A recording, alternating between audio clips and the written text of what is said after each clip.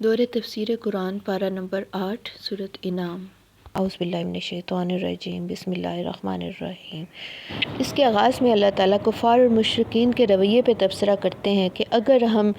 ان کافروں پر فرشتے بھی اتار دیتے اور مردے بھی ان سے گفتگو کرنے لگتے اور سب چیزوں کو ان کے سامنے لاموجود کرتے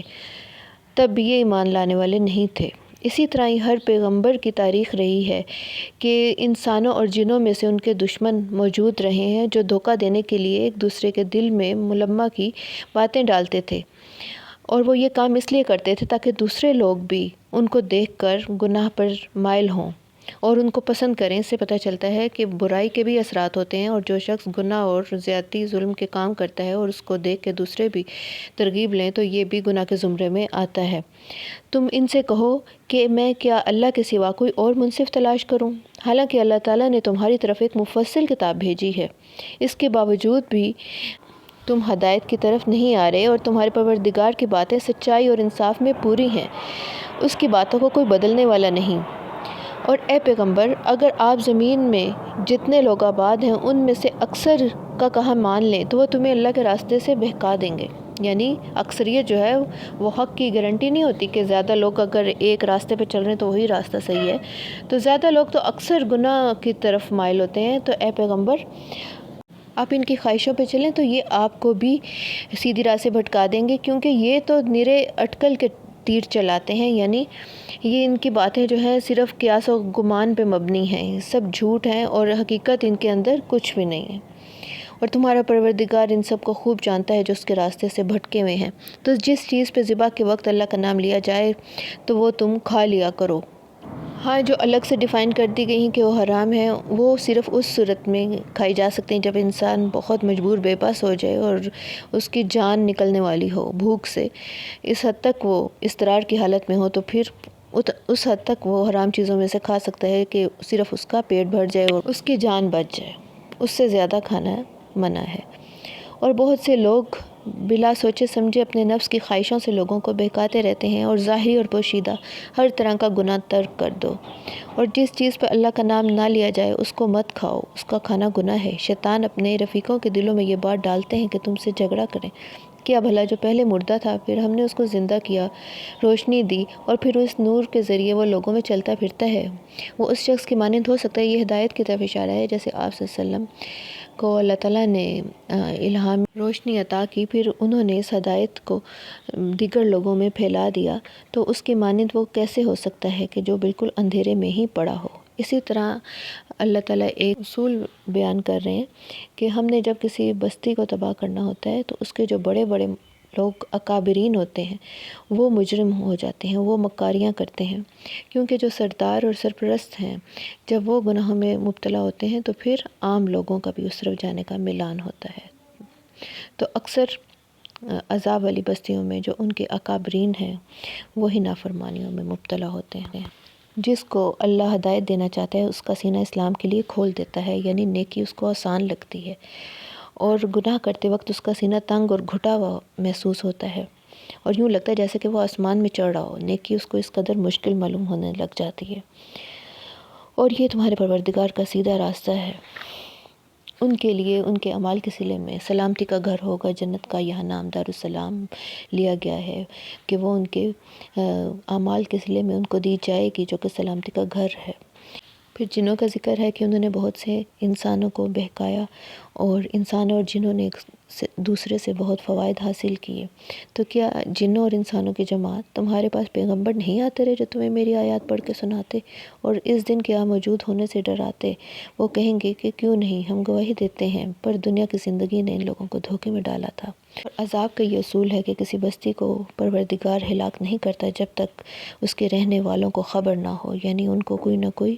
پیغمبر یا رسول بھیج کے متنبہ کیا جاتا ہے، حجت تمام ہونے کے بعد پھر عذاب بھیجا جاتا ہے۔ ان سب لوگوں کے بلحاظ اعمال ان کے درجے مقرر ہیں۔ تمہارا پروردگار صاحب رحمت ہے اور بے پرواہ ہے، اور چاہے تو وہ تم سب کو نابود کر دے، اور تمہارے بعد جن لوگوں کو چاہے تمہارا جانشین بنا دے، جیسے کہ تمہیں بھی ان کی نسل سے پیدا کیا، اور انہوں نے اللہ کی بنائی ہوئی چیزوں یعنی کھیتی اور چوپایوں میں سے اللہ کا ایک حصہ مقرر کیا ہے، اور کچھ وہ کہتے ہیں کفار کا تذکرہ ہے کہ وہ جو بھی پیداوار حاصل کرتے تھے کھیتی میں سے یا جانوروں میں سے، کہتے تھے کچھ حصہ تو اللہ کا ہے اور کچھ اپنے ہمارے شریکوں کا ہے۔ پھر وہ اللہ کے حصے میں سے تو کمی کر کے شریکوں کو دے دیتے، لیکن شریکوں کے حصے میں سے کمی کر کے اللہ کو نہ۔ تو ہمارا بھی دیکھیں نا یہی حال، جو وقت ہم نے اللہ کے لیے مخصوص کیا ہوتا ہے کہ یہ عبادت کا ہے یا یہ دین کو سیکھنے کا ہے، اس میں سے تو ہم کمی کر کے بچوں کو دے دیتے ہیں، کوئی شادی کا کوئی فنکشن آ گیا کوئی ایسا، لیکن جو دنیا کے لیے حصہ مخصوص ہے اس میں سے ہم کبھی نہیں اللہ کے لیے نکالتے۔ پھر ان کے عجیب و غریب خیال اور عقائد جو ہیں وہ بتائے جا رہے ہیں کہ مشرکین مکہ نے اپنے سے ہی کچھ باطن عقائد گھڑ رکھے تھے اور کہتے تھے کہ یہ چپائے اور کھیتی منع ہے، جس شخص کو ہم چاہیں اس کے سوا ان کو کوئی نہیں کھا سکتا، کہ کچھ ایسے چوپائے تھے جن کی پیٹھ پہ چڑھنا منع ہے، اور کچھ مویشی ایسے تھے جن کو ذبح کرتے وقت وہ اللہ کا نام نہیں لے سکتے، یہ سب کچھ ان کا افطرا ہے، اللہ نے ایسا کوئی قانون نہیں اتارا۔ پھر وہ کہتے تھے کہ جو بچہ ہمارے چوپایوں کے پیٹ میں ہے وہ صرف مرد کھا سکتے ہیں، عورتیں نہیں، اور جو مردہ بچہ ہے وہ دونوں کھا سکتے ہیں۔ تو یہ سب کچھ افطرا بازیاں ہیں۔ اور پھر ان لوگوں نے اپنی بیوقوفی سے اولاد کو قتل کرنا بھی جائز سمجھا اور اللہ پہ افطرا کیا، اس کی روزی کو حرام کیا۔ اولاد کو قتل کرنا یعنی پیدا ہونے کے بعد مار ڈالنا، یا پہلے جس طرح ابورشنز وغیرہ کیے جاتے ہیں، یہ سب چیزیں منع ہیں۔ پھر اللہ اپنی قدرتوں کا تذکرہ کرتا ہے، وہی تو ہے جس نے باغ پیدا کیے جو چھتریوں پہ چڑھے ہوئے بھی ہیں اور چھتریوں پہ نہیں بھی چڑھائے ہوئے، یعنی کہ کچھ درخت ہیں، کچھ بیلیں ہیں جو کہ دیواروں پہ چڑھتی ہیں، کھجور اور کھیتی اور طرح طرح کے پھل ہوتے ہیں، زیتون اور انار جو ایک دوسرے سے ملتے بھی ہیں اور بعض باتوں میں نہیں بھی ملتے۔ جب یہ پھلیں تو ان کے پھل کھاؤ، اور جس دن کھیتی کاٹو تو اللہ کا حق بھی ادا کرو اس میں سے، اور بے جا نہ اڑانا، بے شک اللہ بے جا اسراف کرنے والوں کو پسند نہیں کرتا۔ اور چوپایوں کی بھی مختلف قسمیں ہیں، کچھ بوجھ اٹھانے والے ہیں اور کچھ زمین سے لگے ہوئے ہیں، یعنی چھوٹے چھوٹے، بس تم اللہ کا دیا ہوا کھاؤ رزق اور شیطان کے قدموں پہ نہ چلو۔ اور چوپائے 8 قسم کے ہیں جو اللہ تعالیٰ نے بیان کیے، ان میں سے 4 چھوٹے ہیں، 2 بھیڑوں میں سے، 2 بکریوں میں سے، یعنی ایک نر اور ایک مادہ۔ اور اے پیغمبر ان سے پوچھو کہ اللہ تعالیٰ نے دونوں کے نروں کو حرام کیا یا دونوں کی مادہ کو، اور جو بچے مادہ کے پیٹ میں ہیں ان کو اللہ نے حرام کیا ہے۔ اگر سچے ہو تو سند سے بتاؤ، کوئی اللہ کی لکھی ہوئی آیت ہے، کوئی اللہ کا اتارا ہوا قانون دکھاؤ، یا اپنے پاس سے ہی تم افترا کرتے ہو۔ اور 2 اونٹوں میں سے اور 2 گایوں میں سے، اور ان کے بارے میں بھی پوچھو کہ اللہ نے نروں کو حرام کیا ہے یا مادہ کو یا ان کے پیٹ کے بچوں کو۔ تو اس سے بڑھ کے ظالم کون ہوگا جو اللہ پہ جھوٹ باندھے۔ کہہ دو کہ جو احکام مجھ پہ نازل ہوئے ہیں ان میں کوئی ایسی چیز میں نہیں پاتا کہ سوائے ان حرام چیزوں کے جو بتا دی گئیں کہ مرا ہوا جانور، بہتا ہوا لہو یا خنزیر کا گوشت، یہ سب حرام ہے، اور جس چیز پہ اللہ کے سوا کسی اور کا نام لیا گیا ہو۔ اور یہودیوں پہ ہم نے ناخن والے جانور حرام کیے تھے، گایوں اور بکریوں سے ان کی چربی حرام کی تھی، سوائے اس کے جو ان کی پیٹھ پہ لگی ہو اور جڑی میں ہو یا ہڈی میں ملی ہو، یہ سب ان کی شرارت کے سبب ہم نے کیا تھا۔ یعنی جو ناخنوں والے جانور ہیں، چیرنے پھاڑنے والے جو ہوتے ہیں کارنیورز، وہ زیادہ تر منع کیے گئے۔ پھر اللہ تعالیٰ حکم دیتے ہیں کہ اے نبی آپ ان سے کہو کہ آؤ میں تمہیں پڑھ کے بتاتا ہوں کہ اللہ نے کیا چیزیں حرام کی ہیں۔ یہ سب کچھ تم نے اپنے پاس سے گڑھا ہے کہ کوئی جانور حرام ہے، اس کی مادہ حرام ہے، کسی کا بچہ، میں تمہیں بتاتا ہوں، آؤ دیکھو حرام چیزیں کون سی ہیں۔ اللہ کے سوا کسی کو شریک نہ بنانا، ماں باپ سے بد سلوکی نہ کرنا، اچھا سلوک کرتے رہنا، ناداری یا مفلسی کے ڈر سے اپنی اولاد کو قتل نہ کرنا، کیونکہ تمہیں اور ان کو ہم ہی رزق دیتے ہیں، اور بے حیائی کے کام ظاہر ہوں یا پوشیدہ ان کے قریب بھی نہ پھٹکنا، اور کسی جان کو قتل نہ کرنا جس کو اللہ نے حرام کیا مگر جائز طور پر، یعنی شریعت جس کا حکم دے۔ ان باتوں کی وہ تمہیں تاکید کرتا ہے تاکہ تم سمجھو۔ اور مال یتیم کے قریب بھی مت جانا مگر یہ کہ پسندیدہ طریقہ ہو یا وہ اپنی جوانی کو پہنچ جائے تو پھر اسے مال دے دو۔ ناپ اور تول انصاف کے ساتھ پوری کیا کرو، اور جب بات کہو انصاف کے ساتھ کہو، چاہے وہ تمہارا رشتہ دار ہی ہو، اللہ کے عہد کو پورا کرو۔ ان سب باتوں کا اللہ تمہیں حکم دیتا ہے تاکہ تم نصیحت کرو، اور یہی میرا سیدھا راستہ ہے، تم اسی پر چلنا اور دوسرے راستوں پر نہ چلنا کہ ان پہ چل کے اللہ کے راستے سے الگ ہو جاؤ، اور تاکہ تم پرہیزگار بنو۔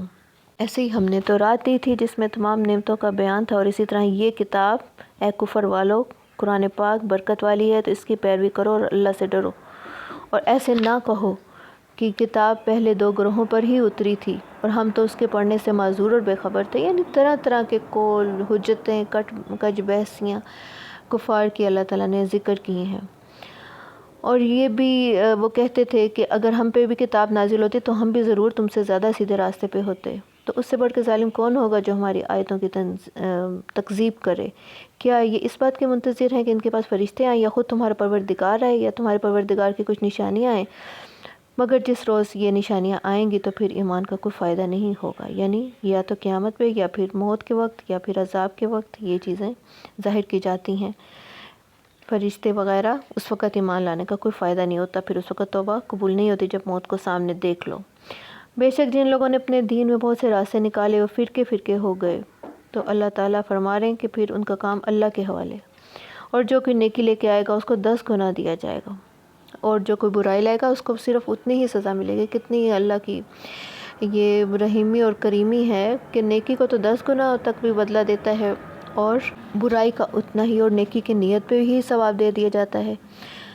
کہہ دو کہ میرے پروردگار نے سیدھا راستہ دکھا دیا ہے، یہ مذہب ابراہیم کا راستہ ہے جو کہ مشرکوں میں۔ کہہ دو کہ میری نماز اور میری عبادت، میرا جینا، میرا مرنا سب رب العالمین کے لیے ہے، اس کا کوئی شریک نہیں، اور اسی کا مجھے حکم دیا گیا۔ کہہ دو کیا میں اللہ کے سوا کوئی اور پروردگار تلاش کروں؟ وہی تو ہر چیز کا مالک ہے،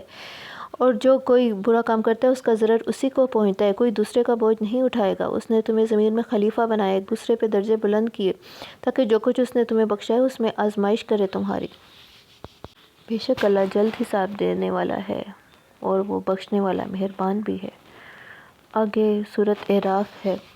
سورۃ اعراف مکی سورت ہے، اس میں بھی ایمانیات کا پہ زیادہ زور ہے۔ اے محمد جو کتاب تم پہ نازل ہوئی ہے تمہیں اس سے تنگ دل نہیں ہونا چاہیے، یہ اس لیے ہے کہ تم اس کے ذریعے ڈر سناؤ لوگوں کو اور نصیحت ہے۔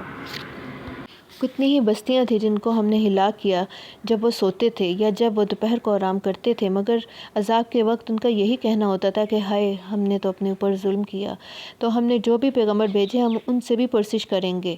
اور جن لوگوں کی طرف بھیجے ان سے بھی ہم پوچھیں گے، قیامت والے دن سب سے سوال ہوگا۔ پیغمبروں سے یہ کہ کیا تم نے پیغام پہنچا دیا، اور لوگوں سے کہ تم نے کیا جواب دیا۔ لَقَدْ خَلَقْنَاكُمْ ثُمَّ صَوَّرْنَاكُمْ، ہم نے تمہیں پیدا کیا پھر تمہاری صورت بنائی اور فرشتوں سے کہا کہ سجدہ کرو مگر ابلیس نے سجدہ نہ کیا۔ اس سے پہلے اللہ تعالیٰ فرماتے ہیں ہم نے تمہیں زمین میں ٹھکانہ دیا، تمہارے لیے سامان معیشت بنائے مگر تم کم ہی شکر کرتے ہو۔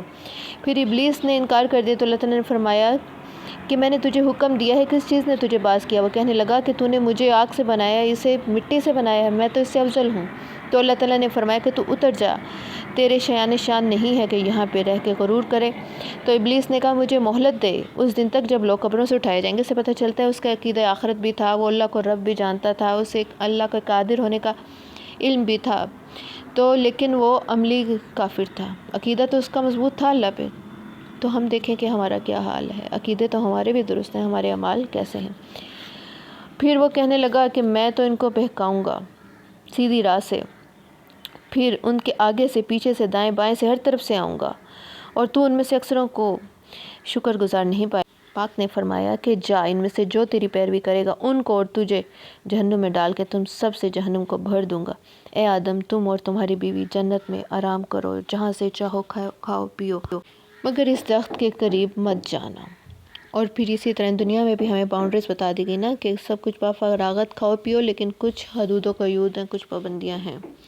شیطان نے ان کو بہکایا اور قسمیں کھائیں اور ان کو درخت کا پھل کھانے پہ مجبور کیا، اور پھر اس کے بعد ان کی شرمگاہیں کھل گئیں۔ اس سے پہلے وہ بے خبر تھے اور پھر وہ نادم ہوئے، اس کے بعد اپنے افعال پہ اللہ سے توبہ کرتے رہے، روتے رہے کہ ربنا ظلمنا انفسنا وَإِن لَّمْ تَغْفِرْ لَنَا، کہ رب ہم نے ظلم کیا، اگر تمہیں بخشے نہیں تو پھر ہم خسارہ پانے والوں میں سے ہو جائیں گے۔ تو اللہ نے فرمایا تم جنت سے اتر جاؤ، تم ایک دوسرے کے لیے دشمن ہوگے اور زمین پہ ایک خاص وقت ٹھکانہ ہوگا، یہیں پہ مرو گے، جیو گے۔ اور اے آدم ہم نے تمہارے لیے لباس اتارا جو تمہارے زینت دے، پرہیزگاری کا سبب ہو، لیکن تقویٰ کا لباس ہی سب سے بہتر ہے۔ یعنی لباس کی کیا دو بیسک مقاصد ہیں کہ ایک تو وہ ستر ڈھانکے اور دوسرا زینت دے، لیکن لباس تقویٰ بہتر ہے۔ اے آدم دیکھنا کہیں شیطان تمہیں بہکا نہ دے، اور یعنی کہ پھر جس طرح تمہارے جد امجد کو حضرت آدم علیہ السلام کو بہکایا، تو وہ شیطان تمہیں وہاں سے دیکھتا ہے جہاں سے تم اس کو نہیں دیکھتے، تو تم اس سے بچ کے رہنا کہ وہ تمہیں بے حیائی کی طرف اکسائے گا۔ اور پھر وہ لوگ جب وہ بے حیائی کا کام کرتے ہیں تو کہتے ہیں ہم نے اپنے بزرگوں کو یہی کرتے دیکھا۔ کہہ دو کہ میرے رب نے تو انصاف کا حکم دیا ہے، اور نماز کے وقت سیدھا قبلے کی طرف رخ کیا کرو، خاص اسی کی عبادت کرو۔ اے بنی آدم، ہر نماز کے وقت اپنے آپ کو مزین کیا کرو، کھاؤ پیو مگر بے جا مت اڑاؤ، کلوا واشربوا یعنی کہ دنیا سے جائز حد تک فائدہ اٹھانے کی اجازت ہے کہ کھا پی سکتے ہیں، لیکن اسراف نہ کرو، حد سے زیادہ تجاوز نہ کرو۔ اسراف نہ کرو یعنی لاکھوں کے لباس بنانا ہے، سونے چاندی سے بھی اس وقت تاروں کے بنائے جاتے تھے، تو ان چیزوں کا پھر آپ خود ہی دیکھ لیں۔ نماز کے وقت زینت اختیار کرنے کا حکم دیا ہے، اچھے صاف ستھرے لباس اور جگہ بھی صاف ستھری ہونی چاہیے۔ کہہ دو کہ میرے رب نے بے حیائی کو منع کیا ہے، چاہے وہ ظاہر ہو یا پوشیدہ ہو، اور یہ کہ تم شرک کرو۔ بنی آدم کو نصیحت ہے کہ جب بھی میرے رسول تمہارے پاس آئیں تو پھر ان پہ ایمان لانا، میری آیات کی پیروی کرنا، اور جو کوئی اللہ پہ جھوٹ باندھے گا، جب فرشتے اس کی جان نکالنے آئیں گے تو وہ اس سے پوچھیں گے کہ جن کو تم اللہ کے سوا پکارتے تھے ان کو بلاؤ، وہ کہیں گے وہ تو کھو گئے، اب تو ہمیں وہ یاد نہیں، نہ جانے وہ شریک کہاں گئے۔ پھر جب ان کو جہنم میں ڈالا جائے گا تو جب ایک جماعت داخل ہوگی تو پہلے سے جو اس میں جماعت ہوگی دوسری جہنم میں، وہ اس پہ لعنت کرے گی، ایک دوسرے کو برا بھلا کہیں گے کہ تم اللہ ان کو زیادہ دگنا عذاب دے کہ ان کی وجہ سے ہم بھی گناہوں میں پڑے۔ اور جن لوگوں نے کفر کی، ہماری آیات کو جھٹلایا، تکبر کیا، نہ ان کے لیے آسمان کے دروازے کھولے جائیں گے، نہ ہی وہ کبھی جنت میں داخل ہو سکتے ہیں، یہاں تک کہ اونٹ سوئی کے ناکے میں سے نہ نکل جائے۔ یعنی کہ جس طرح اونٹ سوئی کے ناکے میں سے نہیں نکل سکتا، ناممکن ہے، اسی طرح ان کا جنت میں جانا ناممکن ہے۔ ان کے لیے جہنم میں سے ہی بچھونا ہوگا اور جہنم کا ہی اوڑھنا ہوگا، جبکہ ایمان اور عمل صالح والے جنت میں رہیں گے، اور ان کے سینوں میں سے جو کینہ ہوگا وہ بھی ہم نکال دیں گے، اور ایسے محلوں میں ان کو بھیجا جائے گا جن کے نیچے نہریں بہہ رہی ہوں گی۔ دیکھیں، ایک کینہ اور حسد جو بھی دل میں بے سکونی ہوتی ہے وہ تکلیف کا سبب ہوتی ہے، ہمارے دل پہ ایک بوجھ ہوتا ہے، تو جنت میں وہ بھی نکال دیا جائے گا۔ اور پھر وہ کہیں گے کہ الحمدللہ الذی ہدانا لہذا، وہاں پہ اللہ کا شکر ادا کریں گے کہ اس کا شکر ہے اس نے ہمیں اس کی طرف ہدایت دی اور ہمارے رسول حق بات لے کے آئے۔ اس دن اعلان کیا جائے گا کہ یہ تمہارے ان اعمال کا صلہ ہے جو دنیا میں تم کرتے تھے کہ تم جنت کے مالک بنا دیے گئے ہو۔ اور دوزخ کے رہنے والے جو ہوں گے ان کو جنتی پکار کے کہیں گے کہ دیکھو جو وعدہ ہمارے رب نے ہم نے اس کو سچا پا لیا، کیا تمہیں سچا ملا وعدہ؟ تو وہ بھی اقرار کریں گے۔ پھر اعلان کیا جائے گا کہ اللہ کی لعنت ہو ظلم کرنے والوں پر، اور ان کے درمیان ایک آڑ کر دی جائے گی، اور اعراف ایک دیوار ہوگی جنت اور دوزخ کے درمیان، اس پہ کچھ لوگ ہوں گے، یعنی جن لوگوں کی نیکیاں اور گناہ برابر ہوں گے وہ درمیان میں ایک دیوار پہ بیٹھے ہوں گے، وہ جنتیوں کو دیکھ کے ان سے بھی مخاطب ہوں گے، اور دوزخ والوں کو دیکھ کے اللہ سے دعا کریں گے اللہ ہمیں ان میں شامل نہ کرے۔ تو مثال کے طور پہ ایک شخص جہاد کرتا رہا لیکن حقوق العباد میں کوتاہی کی، یا اسی طرح بعض دفعہ ملے جلے اعمال ہوتے ہیں تو ان کی نیکیاں بدیاں برابر ہو جائیں گی، وہ دیوار پہ رہیں گے۔ تفاسیر سے حدیث سے ہمیں پتہ چلتا ہے کہ بالآخر ان کا فیصلہ کر کے ان کو آخر میں جنت میں بھیج دیا جائے گا۔ بڑا ہی ہولناک یہاں پہ نقشہ کھینچا ہے کہ دوزخی جنتیوں سے گڑ گڑا کے کہیں گے کہ ہم پہ تھوڑا سا پانی ہی بہا دو، یا جو رزق اللہ نے تمہیں دیا ہے اس میں سے کچھ ہمیں بھی دے دو۔ تو وہ جواب میں کہیں گے کہ نہیں، اللہ تعالیٰ نے کافروں پہ رزق اور جنت کا پانی حرام کر دیا ہے، ان لوگوں نے اپنے دین کو کھیل اور تماشا بنا کے رکھا تھا، اور دنیا کی زندگی نے ان کو دھوکے میں ڈال دیا تھا، اور اس دن کے آنے کو بھولے رہے، ہماری آیات کے منکر ہوئے، اس طرح آج ہم ان کو بھلا دیں گے جس طرح انہوں نے ہمیں بھلایا تھا۔ اللہم اجرنا من النار۔ اللہ نے پھر اپنی آیات قدرتیں بیان کی ہیں کہ اس نے آسمان و زمین کو 6 دن میں پیدا کیا، عرش پہ جا ٹھہرا، رات کو دن کا لباس پہنایا تاکہ اس کے پیچھے دوڑ رات چلا آئے، سورج اور چاند ستاروں کو پیدا کیا، اسی کے لیے مخلوق ہے اور اسی کا حکم ہے، بے شک اللہ بڑی برکت والا ہے۔ اپنے رب کو عاجزی سے چپ کے پکارو، اور زمین میں اصلاح کے بعد خرابی نہ کرنا۔ یعنی فساد پھیلانے سے، خرابی پھیلانے سے منع کیا گیا ہے۔ پھر اپنی قدرت کی نشانیاں بتاتا ہے کہ رحمت سے پہلے یعنی بارش سے پہلے وہ ہواؤں کو خوشخبری بنا کے بھیجتا ہے۔ جب وہ بھاری بھاری بادلوں کو اٹھا کے لاتی ہیں تو ہم انہیں ایک مری ہوئی بستی یعنی کہ ایک بنجر زمین کی طرف ہانک دیتے ہیں۔ پھر میںہ برستا ہے، ہر طرح کے پھل پیدا کرتے ہیں۔ اسی طرح مردوں کو زمین سے زندہ کریں گے جس طرح مری ہوئی زمین کو ہم بارش سے زندہ کرتے ہیں۔ اور پھر جو زمین پاکیزہ ہے اس میں اللہ کے حکم سے سبزہ نکلتا ہے، اور جو خراب ہے اس میں جو کچھ نکلتا ہے وہ ناقص ہی ہوتا ہے۔ اسی طرح انسانوں کی مثال ہے کہ جو نیک پاکیزہ انسان ہیں وہ ہدایت کو فوراً قبول کرتے ہیں۔ اور پھر حضرت نوح علیہ السلام کا واقعہ ہے کہ انہوں نے اپنی قوم کو اللہ کی طرف بلایا، لیکن ان کی قوم آگے سے نافرمانی اور ناشکری پہ ہی اڑی رہی اور وہ ان کو بیوقوف کہنے لگی۔ تو حضرت نوح علیہ السلام نے ان کو کافی سمجھایا کہ مجھ میں کوئی حماقت کی بات نہیں، میں تو رب العالمین کا پیغمبر ہوں،